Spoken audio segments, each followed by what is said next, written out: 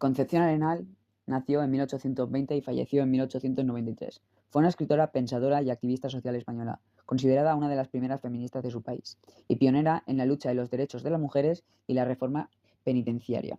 Durante el periodo comprendido entre 1820 y 1890, España experimentó una serie de cambios significativos en términos políticos, económicos y sociales. A comienzos del siglo XIX, el país estaba gobernado por una monarquía absoluta, que se encontraba en una situación económica y política precaria. En 1820 se produjo un levantamiento militar conocido como el Trienio Liberal, que dio lugar a la promulgación de la Constitución que establecía un régimen parlamentario y limitaba los poderes de la monarquía. Sin embargo, en 1823, una intervención militar francesa restauró la monarquía absoluta. Durante el resto del siglo XIX, España experimentó una serie de cambios políticos y económicos. En 1834 se aprobó una nueva constitución que establecía un sistema bicameral y una mayor autonomía para las provincias. En la década de 1850, España estaba gobernado por la reina Isabel II. Se encontraba en un periodo de crisis político y económico.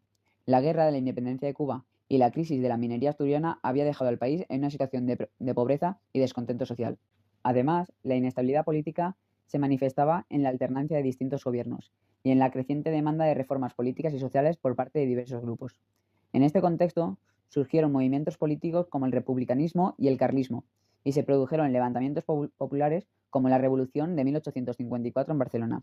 Además, la Iglesia Católica seguía teniendo una gran influencia en la sociedad y en la política española. Como la gloriosa Revolución destronó a la reina Isabel II y estableció un régimen democrático temporal conocido como el Sexenio Democrático.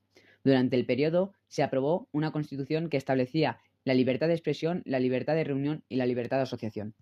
En el ámbito económico, España experimentó un crecimiento significativo durante la segunda mitad del siglo XIX, gracias al auge de la industria y el incremento del comercio. En 1869 se inauguró la primera línea de ferrocarril en España, lo que mejoró la comunicación y el transporte de bienes y personas. Sin embargo, también se produjo un aumento de desigualdades sociales y de la pobreza. En conclusión, el periodo comprendido entre 1820 y 1890 fue un momento de cambios significativos en España, en el que se produjo una transición desde un régimen absolutista a uno más democrático, y se experimentó un crecimiento económico importante, aunque con importantes desafíos y desigualdades sociales. Concepción Arenal, nacida en Ferrol, Galicia, fue educada en un ambiente intelectual y liberal por su padre, un oficial de la Armada Española, a pesar de la posición de su familia, que consideraba que las mujeres debían dedicarse exclusivamente al hogar. Arenal estudió de forma autodidacta y logró obtener el título de bachillerato en 1841, convirtiéndose en una de las primeras mujeres españolas en lograrlo. Arenal comenzó a escribir y a publicar en periódicos y revistas de la época abordando temas como la educación de las mujeres, la igualdad de género y la reforma penitenciaria.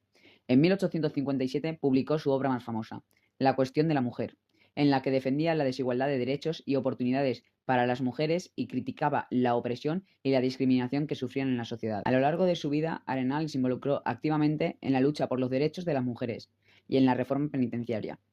Participó en la fundación de la Institución Libre de Enseñanza, una institución educativa progresista que promovía la educación laica y la formación integral de las personas. También trabajó como voluntaria en la cárcel de mujeres de Madrid, donde luchó por mejorar las condiciones en las que vivían las reclusas, y promovió la educación y la formación profesional en las mismas. Concepción Arenal fue una figura influyente en su época, y su legado sigue siendo relevante en la actualidad. Su lucha por la igualdad de género y los derechos humanos ha sido reconocida y admirada por generaciones de mujeres españolas y de todo el mundo.